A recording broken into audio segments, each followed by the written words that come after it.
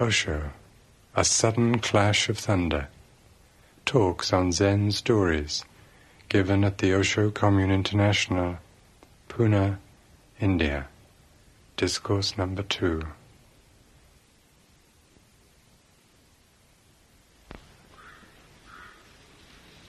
The first question.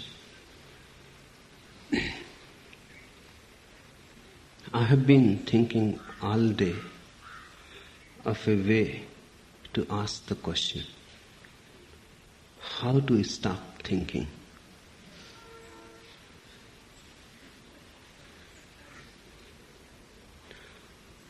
Thinking cannot be stopped. Not that it does not stop, but it cannot be stopped. It stops on its own account. This distinction has to be understood. Otherwise you can go mad chasing your mind. No mind does not arise by stopping thinking. When the thinking is no more, no mind is. The very effort to stop will create more anxiety. It will create conflict. It will make you split. You will be in a constant turmoil within. This is not going to help. And even if you succeed for a few moments to stop it forcibly, it is not an achievement at all. Because those few moments will be almost dead. They will not be alive. You may feel a sort of stillness but not silence. Because a forced stillness is not silence. Underneath it, deep into the unconscious, the repressed mind goes on working. So there is no way to stop the mind, but the mind stops, that is certain. It stops on its own account. So what to do? Your question is relevant. Watch. Don't try to stop. There is no need to do any action against the mind. In the first place, who will do it? It will be mind fighting mind itself. You will divide your mind into two. One that is trying to boss over, the top dog, trying to kill the other part of itself, which is absurd. It is a foolish game. It can drive you crazy. Don't try to stop the mind or the thinking. Just watch it, allow it. Allow it total freedom. Let it run as fast as it wants. You don't try in any way to control it. You just be a witness. It is beautiful. Mind is one of the most beautiful mechanisms. Science has not yet been able to create anything parallel to mind. Mind still remains the masterpiece. So complicated, so tremendously powerful, with so many potentialities. Watch it. Enjoy it. And don't watch like an enemy. Because if you look at the mind like an enemy, you cannot watch. You are already prejudiced. You are already against. You have already decided that something is wrong with the mind. You have already concluded. And whenever you look at somebody as an enemy, you never look deep. You never look into the eyes. You avoid. Watching the mind means look it with deep love, with deep respect, reverence. It is God's gift to you. Nothing is wrong in mind itself. Nothing is wrong in thinking itself. It is a beautiful process as other processes. Clouds moving in the sky are beautiful. Why not thoughts moving into the inner sky? Flowers coming to the trees are beautiful.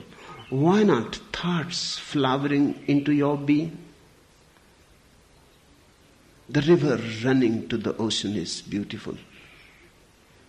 Why not this stream of thoughts running somewhere to an unknown destiny is not beautiful? Look with deep reverence.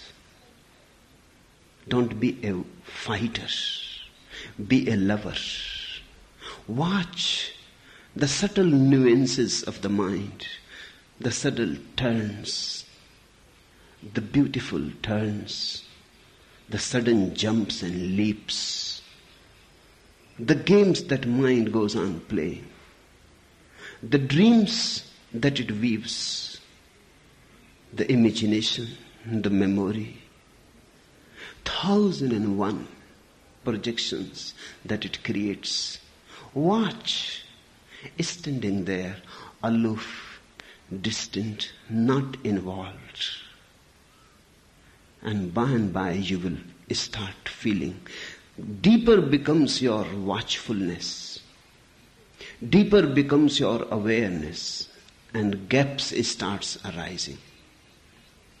Intervals. One thought goes and another has not come, and there is a gap.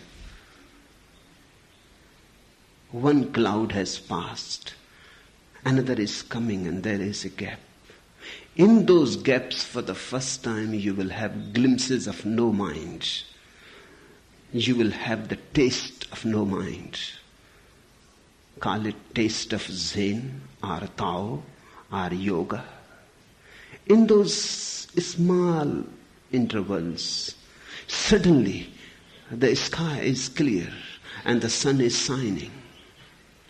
Suddenly the world is full of mystery because all barriers are dropped. The screen on your eyes is no more there. You see clearly. You see penetratingly. The whole existence becomes transparent. In the beginning, these will be just rare moments, far and few in between. But they will give you a glimpses of what samadhi is. Small pools of silence. They will come and they will disappear. But now you know that you are on the right track. You start again watching. When a thought passes, you watch it. When an interval passes, you watch it. Clouds are also beautiful. Sunshine also is beautiful. Now you are not a chooser. Now you don't have a fixed mind. You don't say that I would like only the intervals. That is stupid. Because once you become attached that you would like only the intervals, you have decided again against thinking. And then those intervals will disappear. They happen only when you are very distant, aloof. They happen, they cannot be brought. They happen, you cannot force them to happen. They are spontaneous happenings. Go on watching. Let thoughts come and go, wherever they want to go. Nothing is wrong. Don't try to manipulate and don't try to direct. Let thoughts move in total freedom. And then bigger intervals will be coming. You will be blessed with small satoris, mini satoris. Sometimes minutes will pass and no thought will be there. There will be no traffic. A total silence, undisturbed. When the bigger gaps will come, you will not only have clarity to see into the world. With the bigger gaps, you will have a new clarity arising. You will be able to see into the inner world. With the first gaps, you will see into the world. Trees will be more greener than they look right now. You will be surrounded by an infinite music, the music of the spheres. You will be suddenly in presence of God, ineffable, mysterious, touching you, although you cannot grasp it. Within your reach and yet beyond. With the bigger gaps, the same will happen inside. God will not only be outside, you will be suddenly surprised. He is inside also. He is not only in the seen, He is in the seer also, within and without. By and by. But don't get attached to that too. Attachment is the food for the mind to continue. Non-attached witnessing is the way to stop it without any effort to stop it. And when you start enjoying those blissful moments, your capacity to retain them for longer periods arises. Finally, eventually, one day, you become master. Then when you want to think, you think. If thought is needed, you use it. If thought is not needed, you allow it to rest. Not that mind simply is no more there. Mind is there, but you can use it or not use it. No, it is your decision. Just like legs. If you want to run, you use them. If you don't want to run, you simply rest. Legs are there.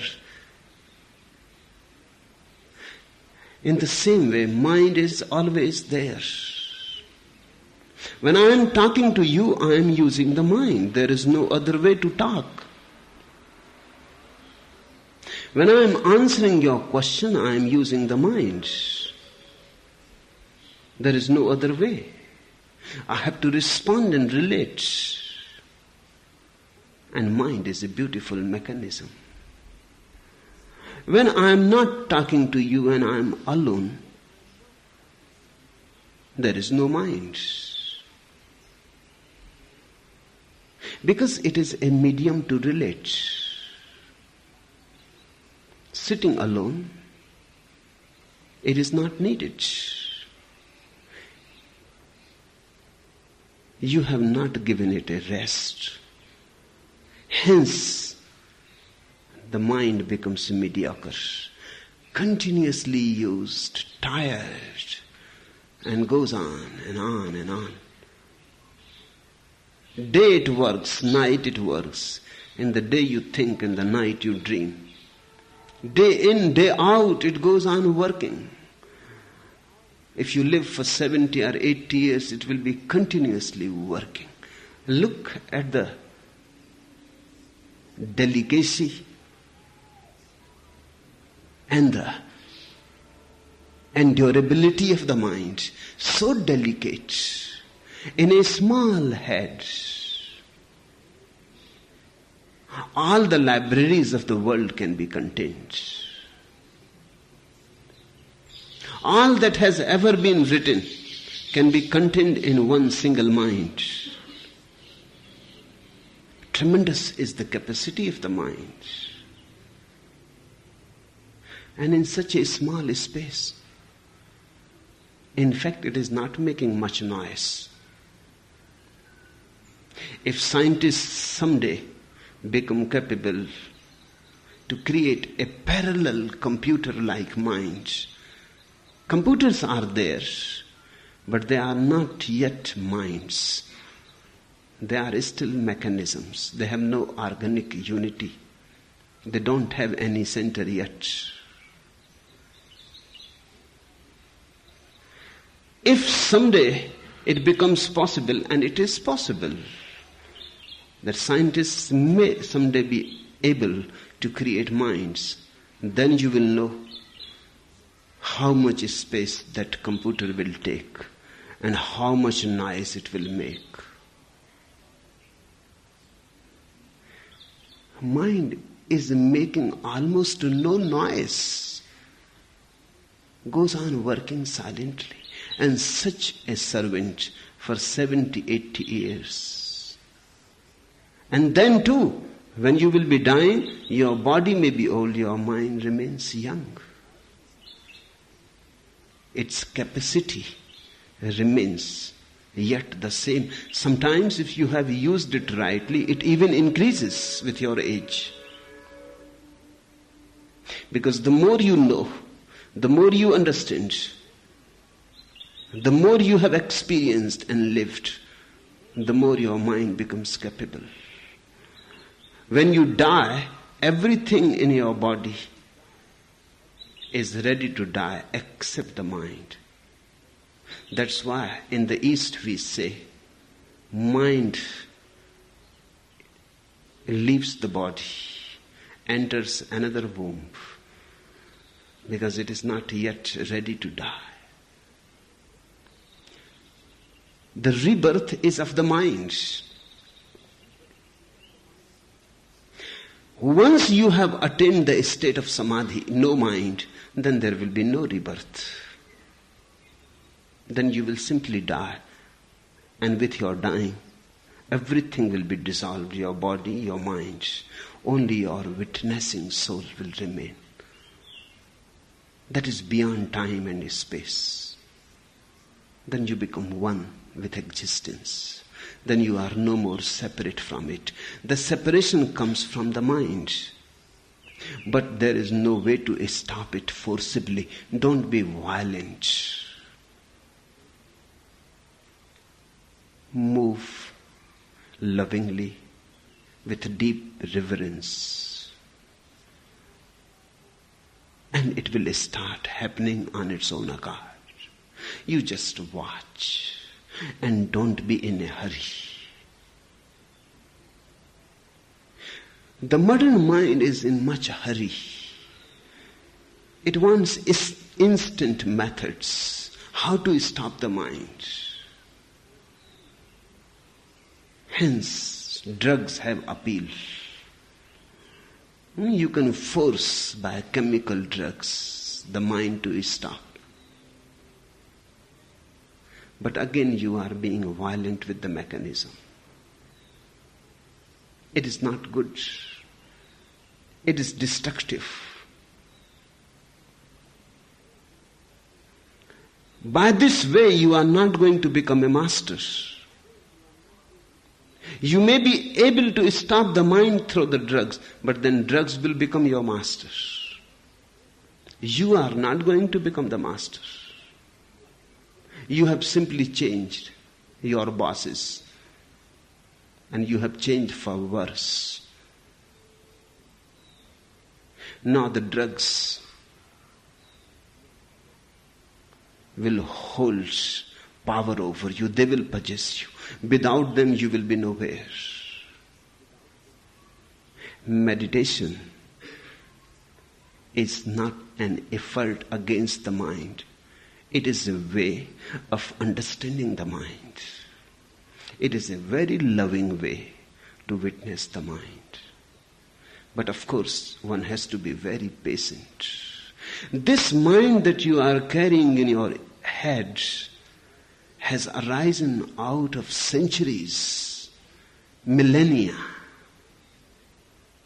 Your small mind carries the whole experience of humanity, and not only of humanity, of animals, of birds, of plants, of rocks. You have passed all through those experiences. All that has happened up to now has happened in you also. In a very small nutshell, you carry the whole experience of existence. And that's what your mind is. In fact, to say it is yours is not right. It is collective. It belongs to us all. Modern psychology has been approaching it. Particularly Jungian analysis has been approaching it, and they have started feeling something like collective unconscious. Your mind is not yours, it belongs to us all. Our bodies are very separate, our minds are not so separate. Our bodies are clear-cutly separate. Our minds overlap. And our souls are one. Bodies separate, minds overlapping, and souls are one. I don't have a different soul and you don't have a different soul. At the very center of existence, we meet and are one. That's what God is. The meeting point of all. Between the God and the world means the bodies, is mind. Mind is a bridge. Bridge between the body and the soul, between the world and God. Don't try to destroy it. Many have tried to destroy it through yoga. That is a misuse of yoga. Many have tried to destroy it through body posture, breathing. That too brings subtle chemical changes inside. For example, if you stand on your head in Sirsasana, in the head stand, you can destroy the mind very easily. Because when the blood rushes too much, like a flood, into the head, when you stand on your head, that's what you are trying to do.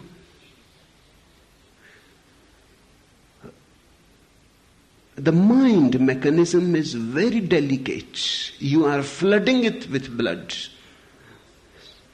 The delicate tissues will die. That's why you never come across a very intelligent yogi. No. Yogis are more or less stupid. Their bodies are healthy. That's true. Strong. But their minds are just dead.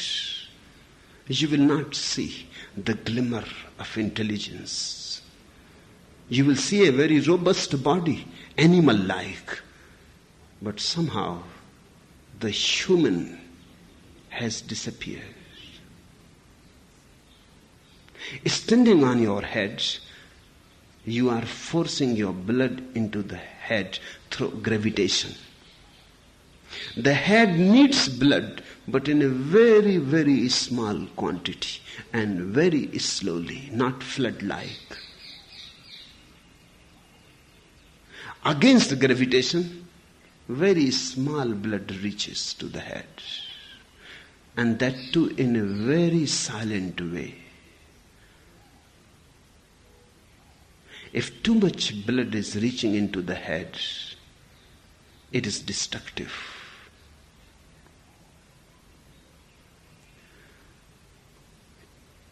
Yoga has been used to kill the mind. Breathing can be used to kill the mind. There are rhythms of breath, subtle vibrations of breath, which can be very, very drastic to the delicate mind. The mind can be destroyed through them. These are old tricks. Now the latest tricks are supplied by science, LSD, marijuana and others. More and more sophisticated drugs will be available sooner or later. I am not in favor of stopping the mind. I am in favor of watching it.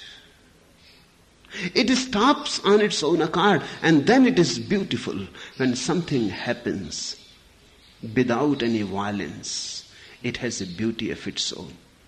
It has a natural growth. You can force a flower and open it by force. You can pull the petals of a bud and open it by force. But you have destroyed the beauty of the flower. Now it is almost dead. It cannot stand your violence. The petals will be hanging loose, limp, dying. When the bud opens on its own energy, when it opens on its own accord, then those petals are alive. The mind is your flowering.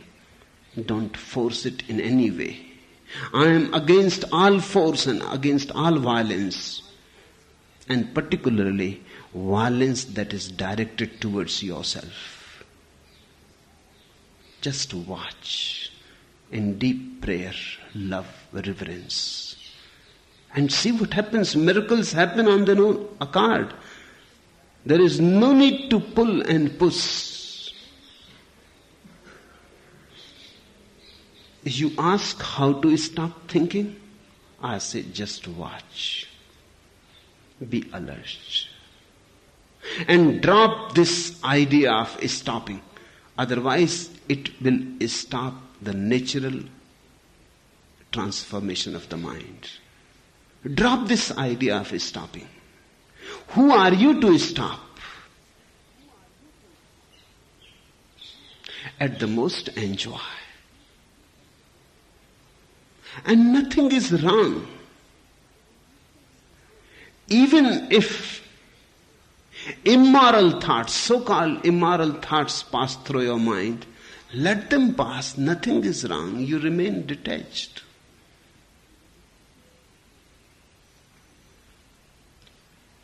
No harm is being done. It is just fiction. You are seeing an inner movie. Allow it its own way, and it will lead you by and by to the state of no mind. Watching ultimately culminates into no mind. No mind is not against mind. No mind is beyond mind. No mind does not come by killing and destroying the mind. No mind comes when you have understood the mind so totally that thinking is no more needed. Your understanding has replaced it.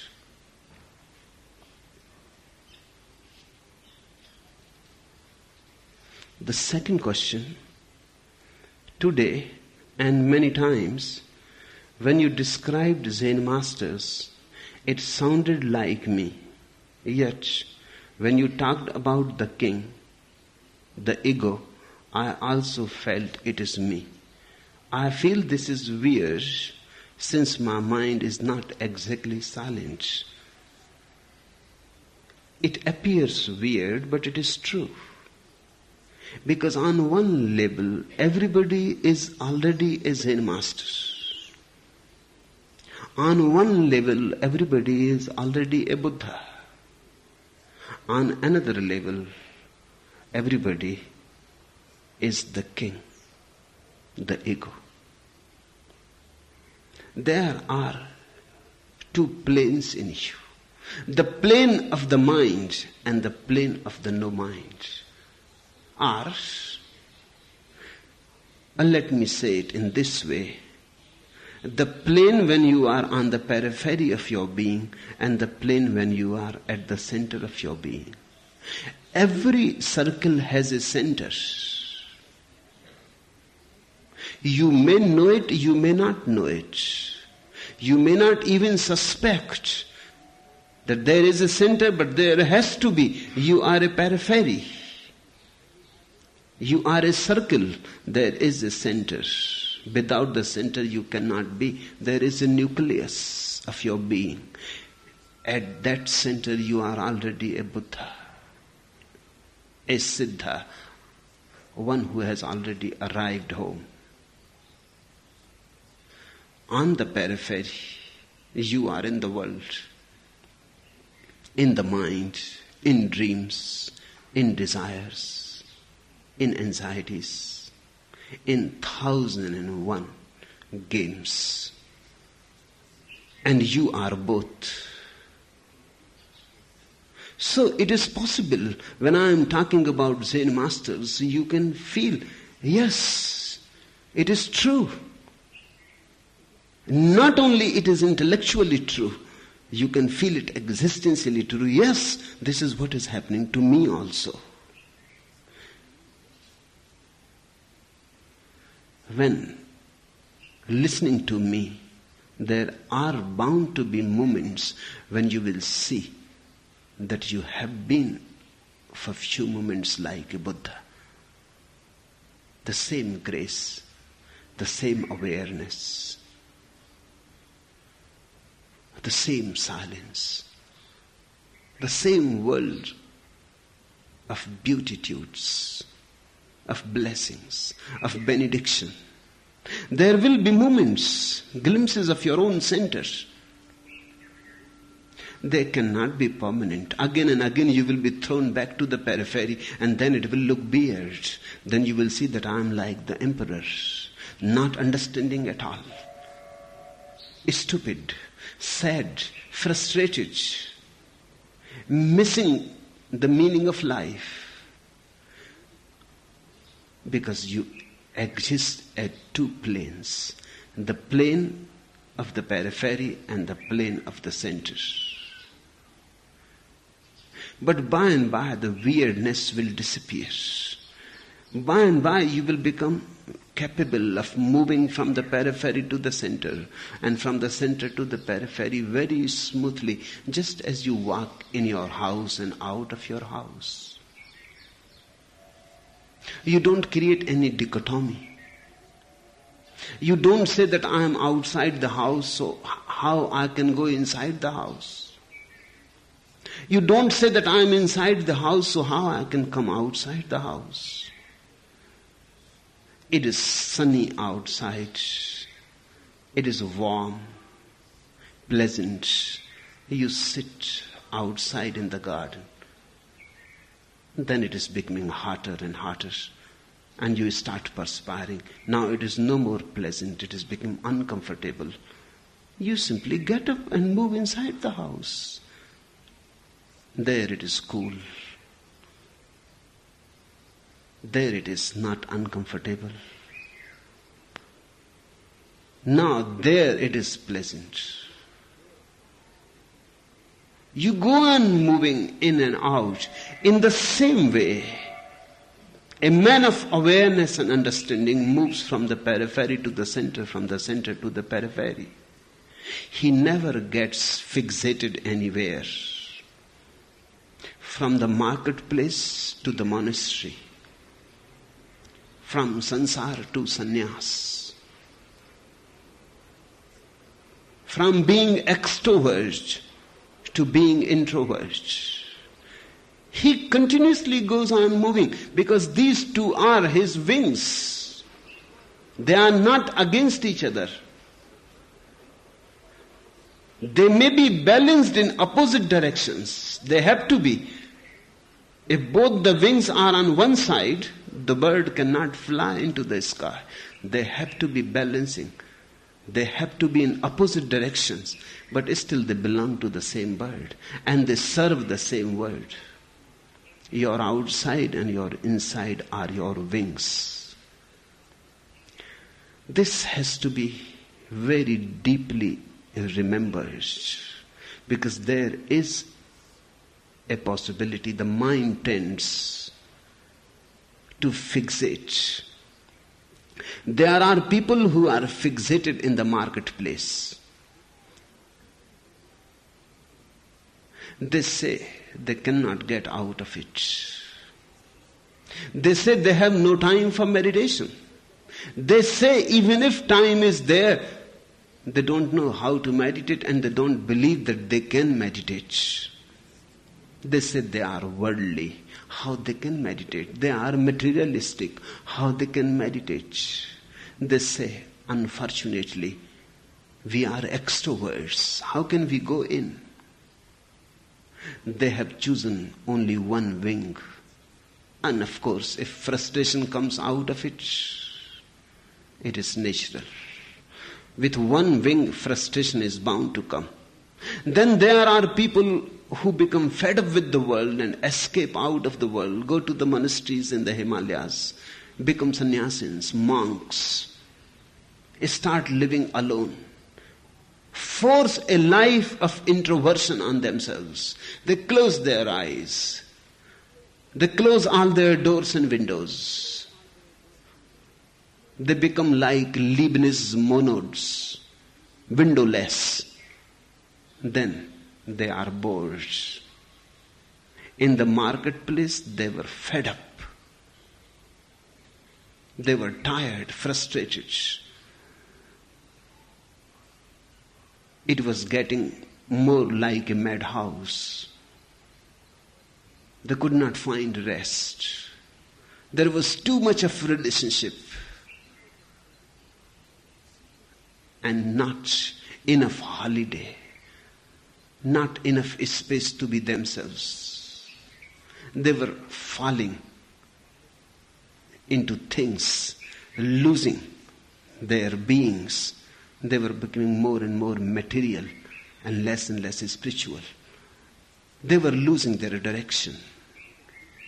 They were losing the very consciousness that they are. They escaped. Fed up, frustrated, they escaped. Now they are trying to live alone, a life of introversion. Sooner or later they get bored. Again they have chosen another wing, but again one wing. This is a way of a lopsided life. They have again fallen in the same fallacy on the opposite pole. I am neither for this nor for that. I would like you to become so capable that you can remain in the marketplace and yet meditative. I would like you to relate with people, to love, to move in millions of relationships because they enrich, and yet remain capable of closing your doors and sometimes having a holiday from all relationship, so that you can relate with your own being also. Relate with others, but relate with yourself also. Love others, but love yourself also. Go out. The world is beautiful, adventurous. It is a challenge. It enriches. Don't lose that opportunity. Whenever the world knocks at your door and calls you, go out. Go out fearlessly. There is nothing to lose. There is everything to gain. But don't get lost. Don't go on and get lost. Sometimes come back home. Sometimes forget the world. Those are the moments for meditation. Each day, if you want to become balanced, you should balance the outer and the inner. They should carry the same weight. So inside you never become lopsided. This is the meaning when Zen masters say, walk in the river, but don't allow the water to touch your feet. Be in the world, but don't be of the world. Be in the world, but don't allow the world to be in you. When you come home, you come home. As if the whole world has disappeared. Hotei, a Zen master, was passing through a village. He was one of the most beautiful persons who have ever walked on earth. He was known to people as the laughing Buddha.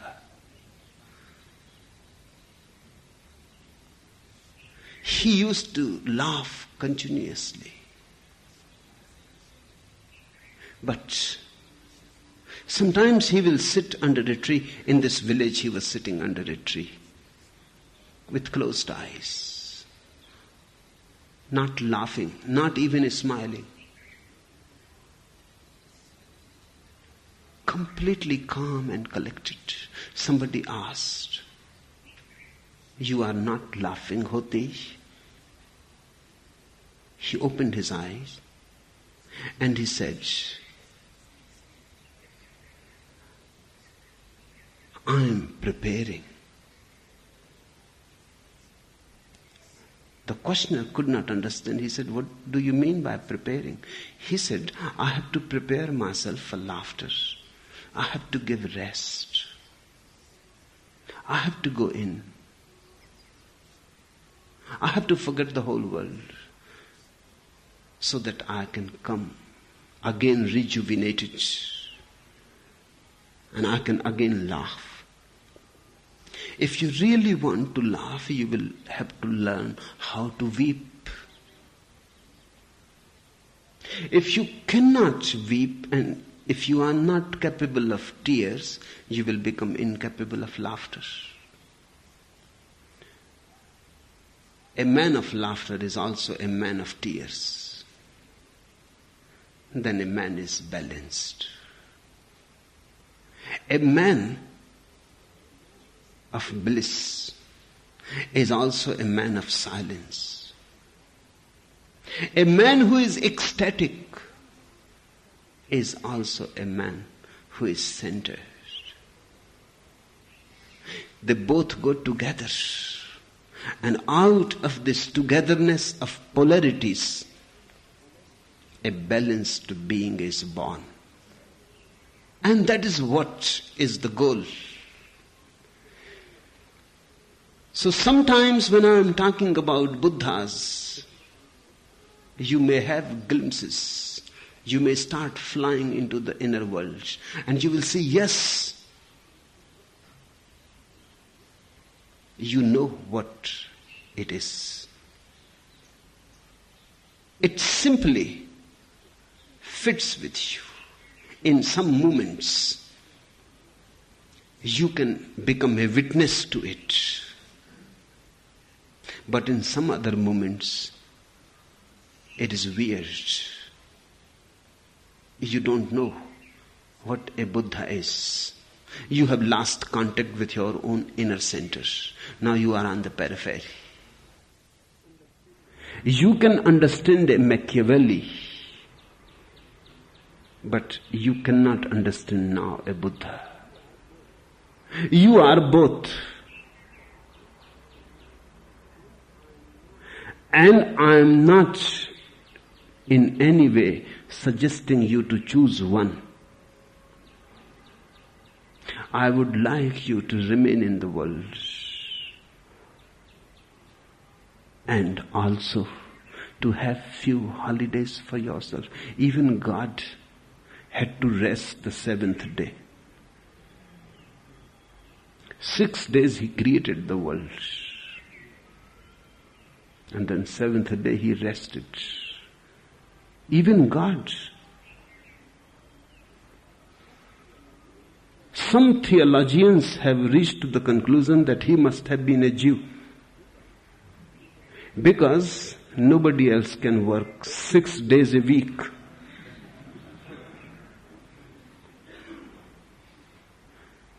He worked for 6 days continuously. If you ask Hindus, they have a better conception of God and His creativity. I also think that this concept of working 6 days and resting the seventh is a Jewish concept, the businessman's concept. Even on the seventh day, it seems very reluctantly, he would have allowed himself a little space. Hindus have a totally different attitude. They say, God's world, His creation, is not like profession, not like business. God's creation is like play. So each moment is both work and worship, work and rest. That's the difference between work and play. Hindus call it Leela, God's play. It means He is resting at the same time He is doing.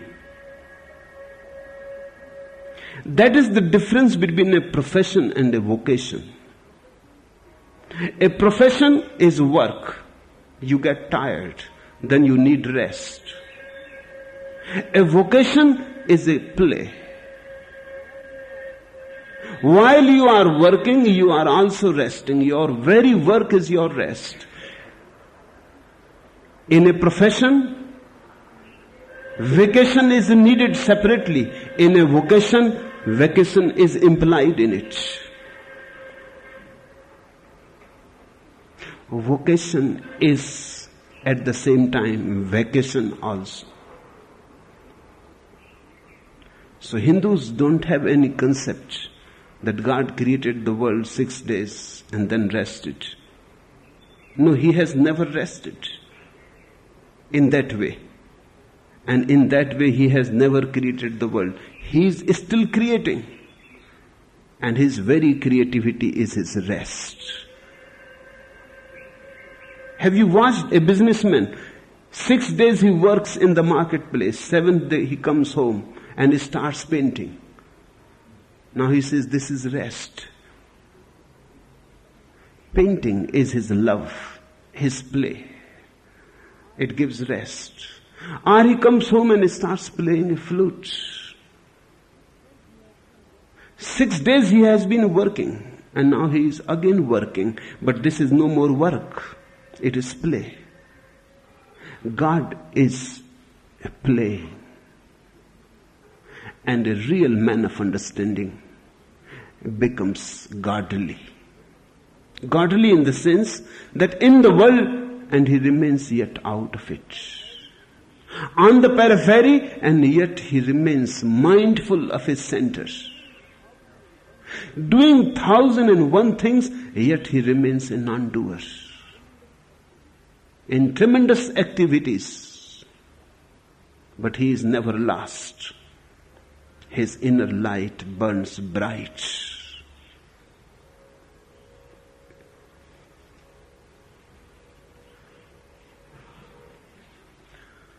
The third question, what is the difference between looking and seeing?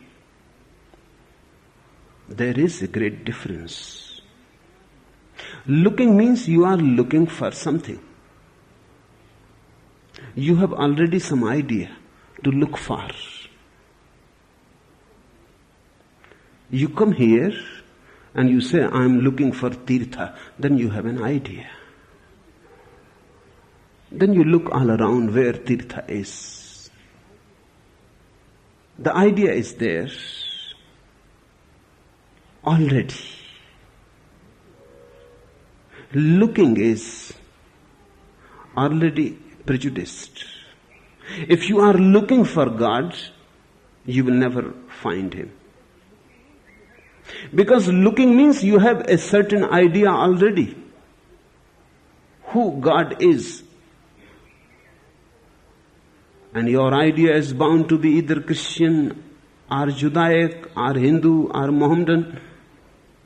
Your idea is going to be your concept. And your concept can never be higher than you. And your concept is bound to be your concept.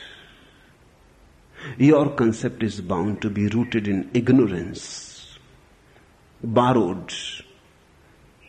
At the most, it is just a belief.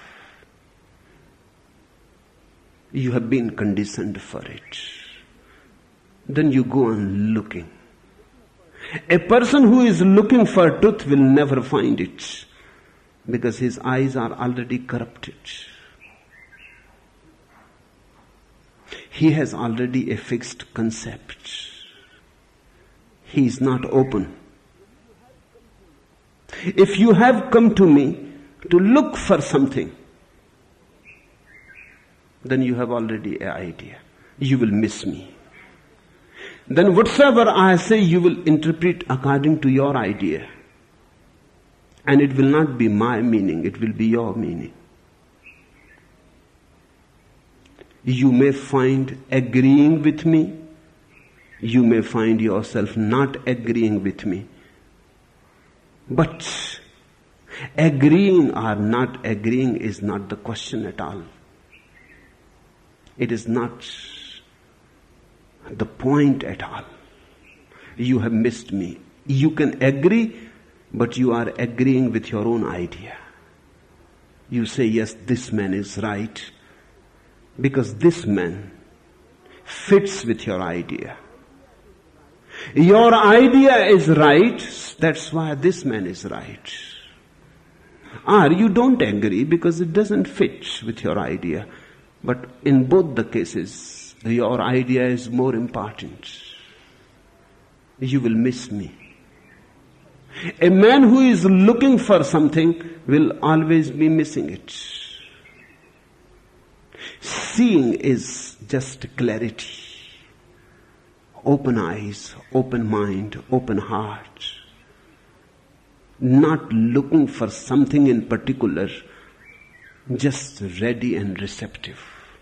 Whatsoever happens, you will remain alert, receptive, understanding. Conclusion is not there. Conclusion has to come. By your own eyes, you will see, and there will be a conclusion. The conclusion is in the future. When you are seeing, the conclusion is not already there. When you are looking, the conclusion is already there. And we go on interpreting according to our ideas. Just the other night I was reading a joke. A small child is reading a pictorial book on wildlife, and he becomes very intrigued with the pictures of ferocious lions. He reads whatsoever is there, but one question is not answered there. So he asks his mother. He asks his mother, Mom, what type of love life lions have? The mother said, Son, I don't know much about lions because your father's all friends are Rotarians.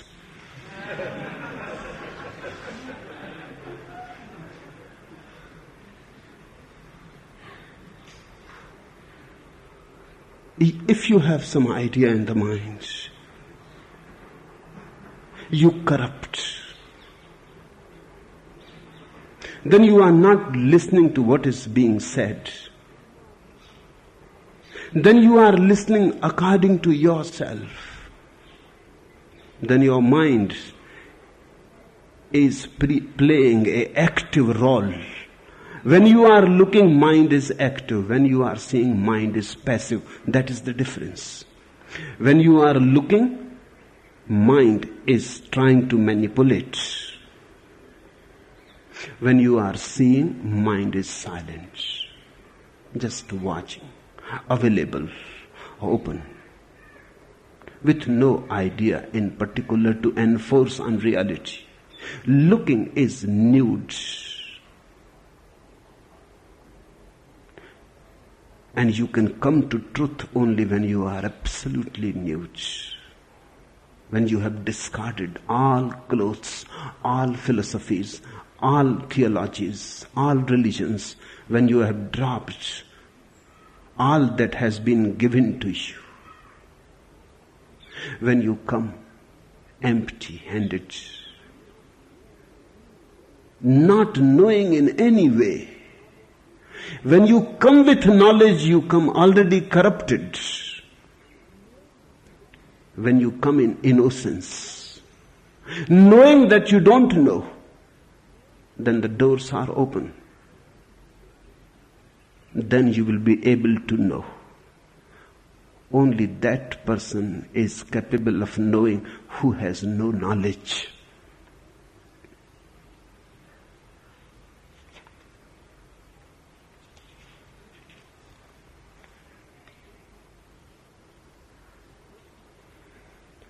The fourth question, I feel somewhat detached from all external events, even sharp physical pain. It would be nice to think that this is the first bud of meditative being, but it seems more likely to be a chilling sign of schizoid withdrawal. Could you please say something about the perils of withdrawal and how to avoid them? In the search for a meditative state of mind, that peril always exists. In the search of one's own self, there is always a danger that you may choose the inner against the outer. Then the withdrawal becomes schizoid, because you become lopsided. You lose balance. Balance is health. To lose balance is to lose health. And balance is sanity. To lose balance is to become insane. The fear is always there. The danger is always there. The danger comes because of your mind. It is always easy for the mind to change its diseases. Somebody is mad after women. Only sex is his obsession. One day or other, he will be fed up with this, tired of it all. He will start moving to the other extreme. He will start thinking of brahmacharya, celibacy, of becoming a Catholic monk or something.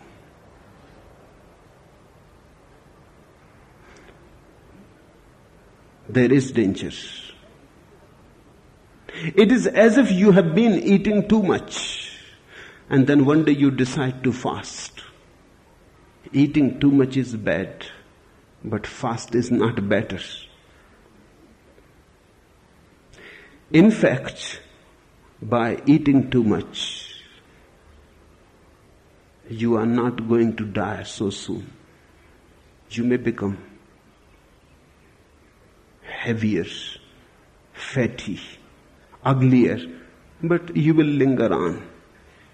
You will drag on.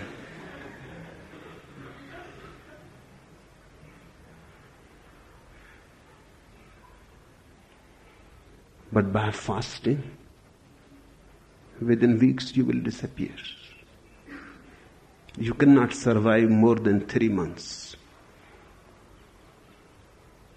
Both are dangerous.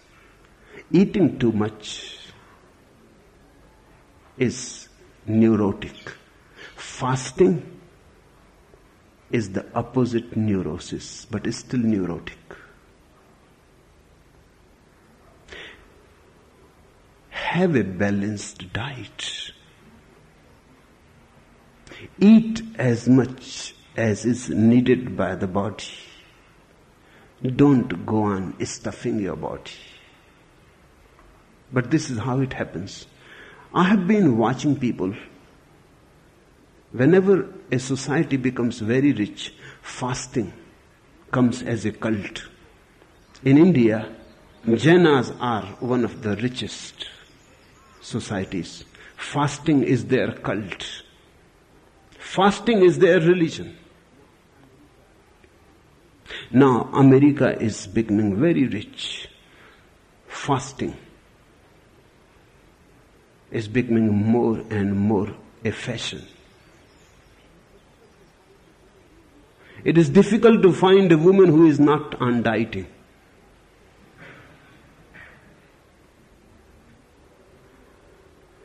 People go to nature clinics to fast.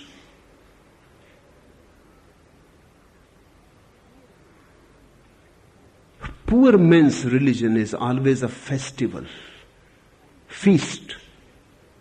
Mohammedans, poor people, when their religious day comes, they feast. They starve the whole year. So of course, the religious day, at least on that day, they change their clothes, new clothes, colorful, and they enjoy. At least for one day they can enjoy. Jainas feast the whole year, and when their religious days come, they fast. That's logical. A poor man's festival is going to be a feast. A rich man's festival is going to be a fast. People move to the opposite extreme. So when you start meditating, there is a danger that you may become too much attached to this introversion. Meditation is an introversion. It leads you to your center. If you lose your elasticity and you become incapable of coming back to the periphery, then it is a withdrawal, and dangerous withdrawal. It is schizoid. Be alert. That has happened to many people. The whole history is full of such people who became schizoid. When you are meditating, always remember that the periphery is not to be lost permanently. You have to come to the periphery again and again, so the route remains clear and the path remains there. Hence my insistence that meditate but don't renounce the world. Meditate in the morning and then go to the market. Meditate in the morning and then go to your office. Meditate and then make love. Don't create any dichotomy. Don't create any conflict. Don't say that now, how can I love? I'm a meditator. Then you are moving in a dangerous direction. Sooner or later, you will lose all contact with the periphery. Then you will become frozen on the center. And life consists of being alive, changing, moving. Life is dynamic. It is not dead. There are two types of dead people in the world: dead on the periphery and dead on the center. become the third type. Alive in between. Go on moving from the center to the periphery, from the periphery to the center. They are enriching to each other. They are enhancing to each other. Just watch. If you meditate and then make love, your love will have a tremendously new depth to it. Love and then meditate, and suddenly you will see, when your energy is full of love, meditation goes so deep and so easily. You simply ride on the wave. You need not make any effort. You simply float and reach higher and higher and higher. Once you understand the rhythm of the polar opposites, then there is no fear. Remember, life is a rhythm between day and night, summer and winter.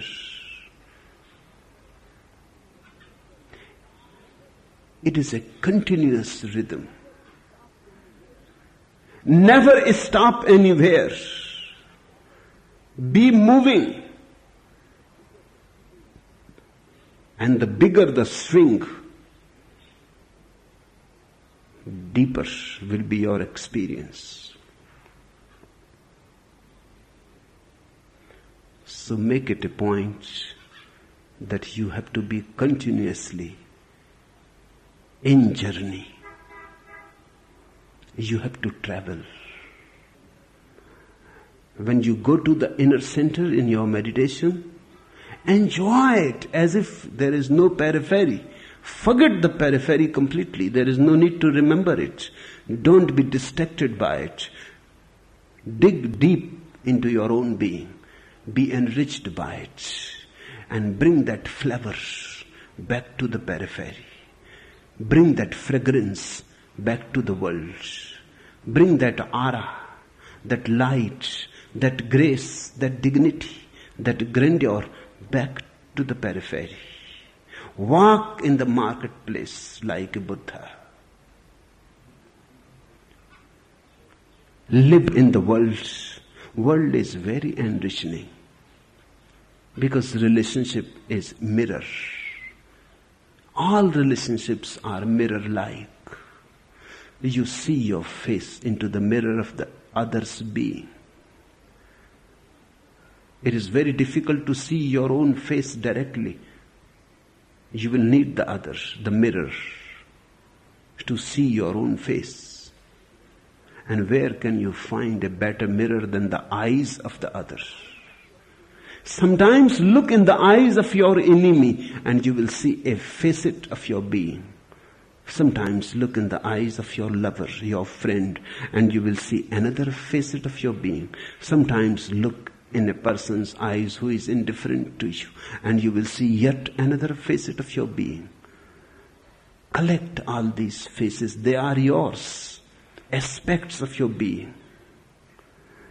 In different situations, with different people, in different worlds, move.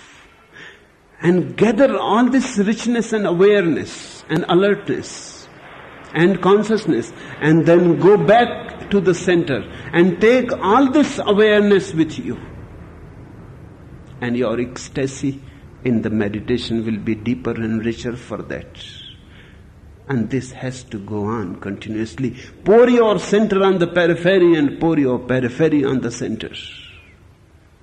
Pour your love in your meditation and pour your meditation in your love. This is what I teach. This is what I call a dynamic life. And a religious life is a dynamic life.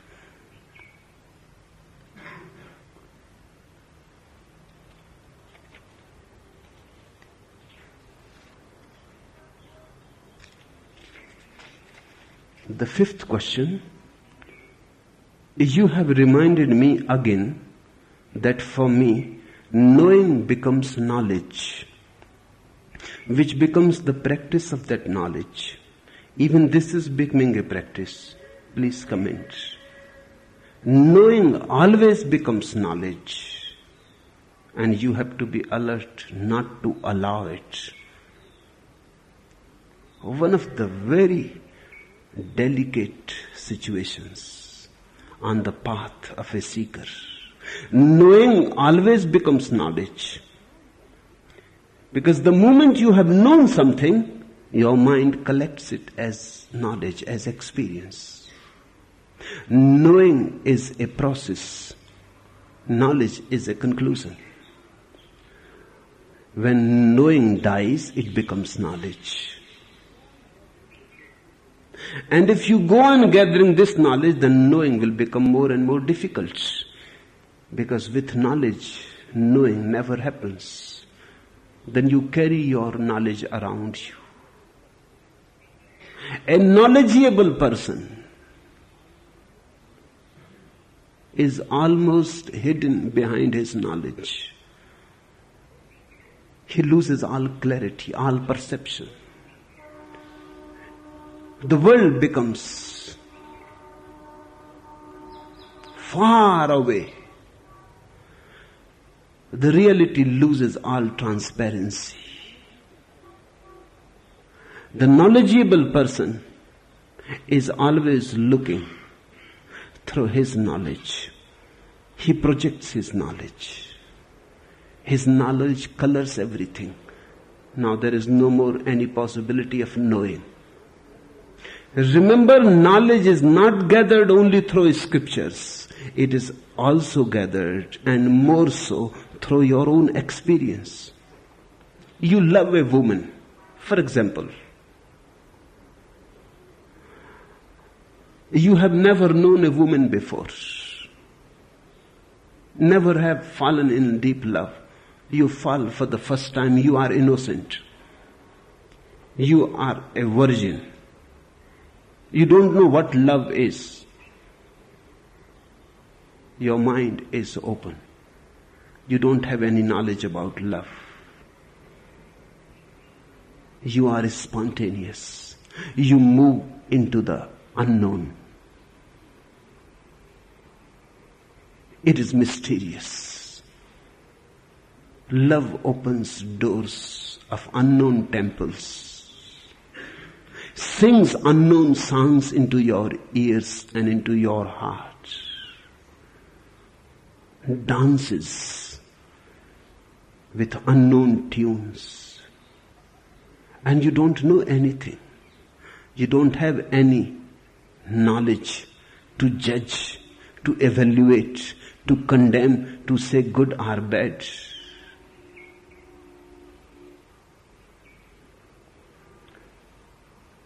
It is ecstatic. You are gripped by the ineffable experience of love. You live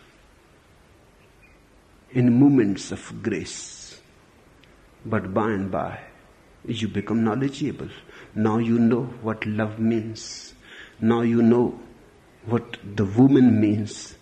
Now you know the geography, the topography of love. You have become knowledgeable. You fall in love with another woman. Now, nothing like the first experience happens. Nothing like it. Dull. A repetition. As if you have gone to see the same movie again. Or reading the same novel again. A little difference here and there. But not much.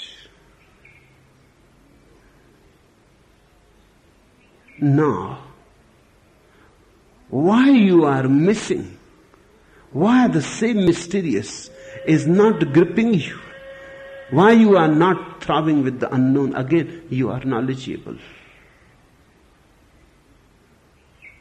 Something so beautiful like love has become a repetition. Knowing always becomes knowledge. So you have to be very alert. Know something, the moment it becomes knowledge, drop it. Go on dying to your knowledge. Never carry it, because no other woman is the same. Your first woman was a totally different world. This new woman you have fallen in love is a totally different world. It is not going to be the same. But if you move through knowledge, it will look like the same. Drop the knowledge. Be again innocent. Again move into the unknown, because no two persons are alike. Every person is so unique that there has never been a person like that before, and there will never be again.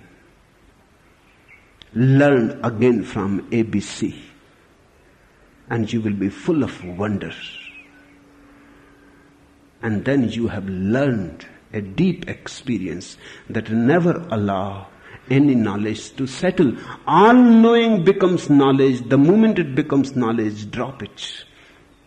It is just like on the mirror, dust gathers. Every day you have to clean it.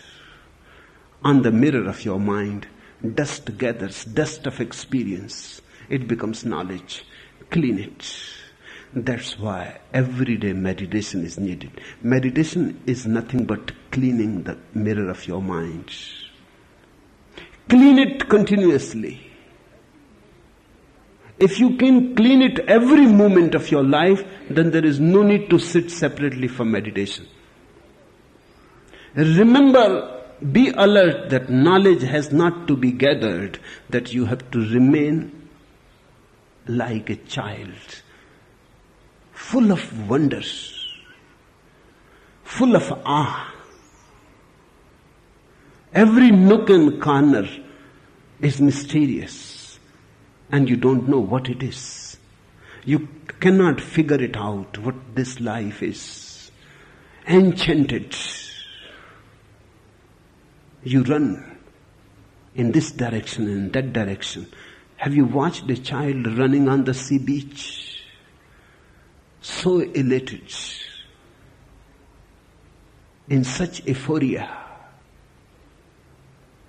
collecting cells and colored stones.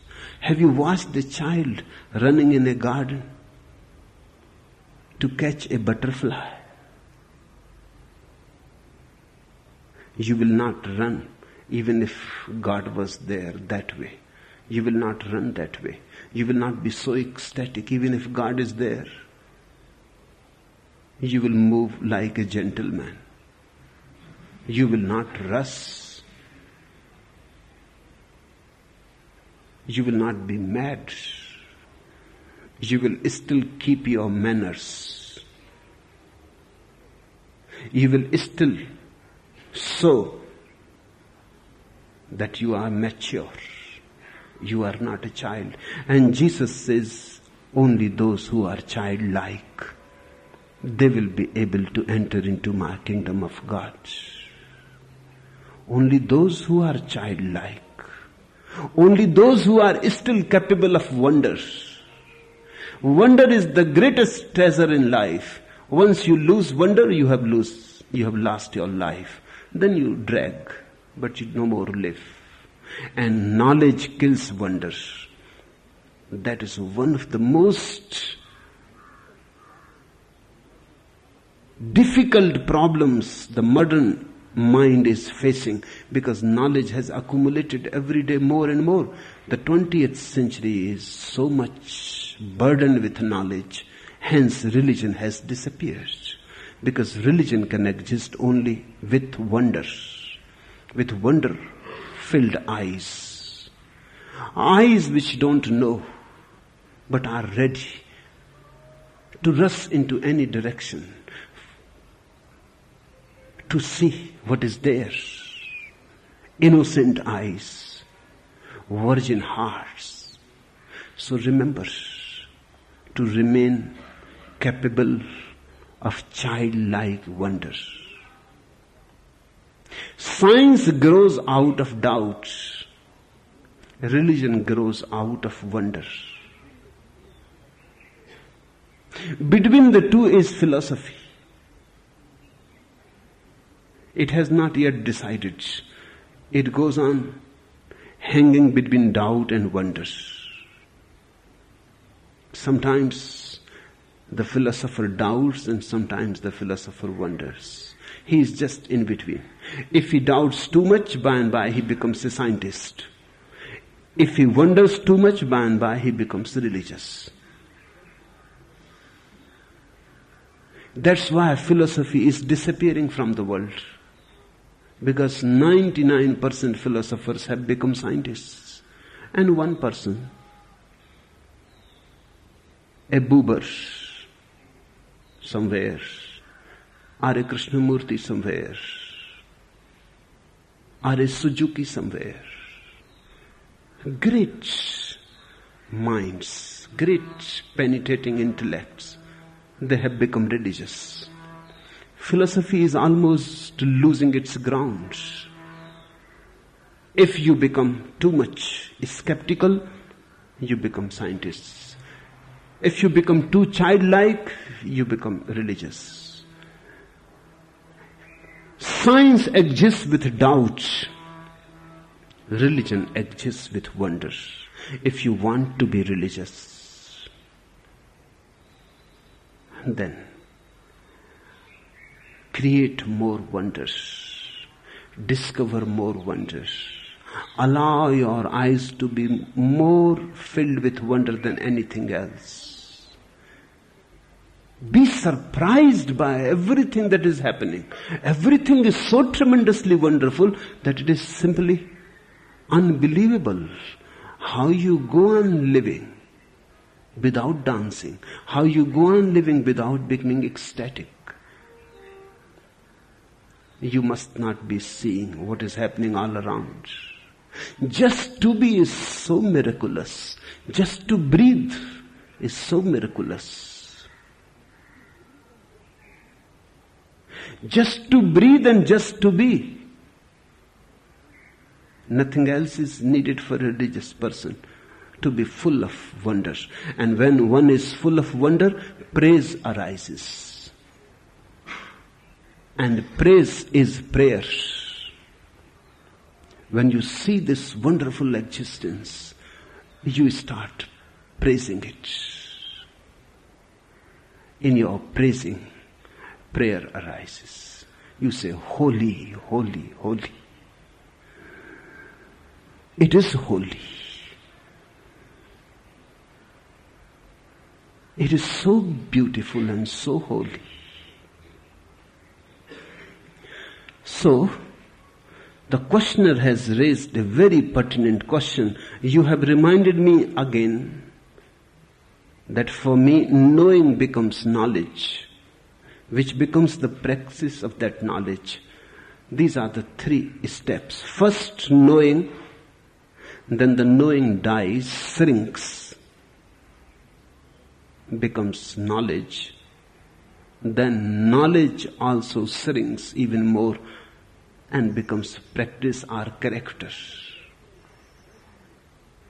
A man of character is the deadliest man in the world. He practices his knowledge. He tries to follow his knowledge. He is not spontaneous. He is continuously managing, manipulating, pushing himself this way and that. Somehow holding himself together. He is not responsible. Responsible in the sense of being capable of response. If you come across him, if you embrace him, he will answer it, but that answer will come out of his past experience, out of his character. A man of character is predictable. Only a mechanism can be predictable. A fully conscious man is unpredictable. No astrologer can predict anything about a fully conscious man. He moves moment to moment, full of wonder. He acts out of wonder. He acts out of response to the moment. He carries no knowledge. He carries no character with him. Each moment he is new, reborn. So these are the 3 steps knowing dies. Knowing becomes knowledge, knowledge becomes character. Be aware. Beware. Don't allow your knowing to fall and to become knowledge.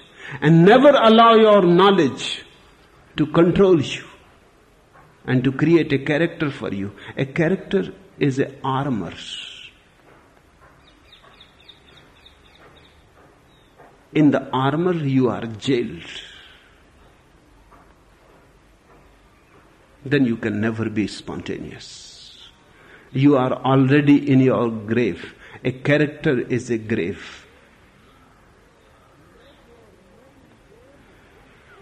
Let your knowing be there, but don't allow it to become knowledge or character. The moment it is turning into knowledge, drop it. Empty your hands. Forget all about it. Move ahead again like a child. Difficult, I know. Easy to say. Difficult to be that way. But that is the only way you can attain to Satchidanand. You can attain to truth. You can attain to consciousness. You can attain to bliss. Yes, it is hard. One has to pay too much for it. But God is not cheap. You will have to pay with your whole being. Only when you have paid totally and you are not holding anything and you are not a miser and you have sacrificed and surrendered yourself totally, you will attain. God comes to you when you are not. When you have become just a zero, God comes to you. He's just beating by the corners. The moment you become empty, He rushes towards you. He comes and fulfills you. Don't allow knowing to become knowledge and characters. Then a totally different type of character will arise, which will not be like the character you have seen in the world. It will be inner. A discipline that comes from the innermost core of your being. Never forced, always spontaneous. It is not like a commandment. It is an organic growth. God is your spontaneous organic growth. Enough for today.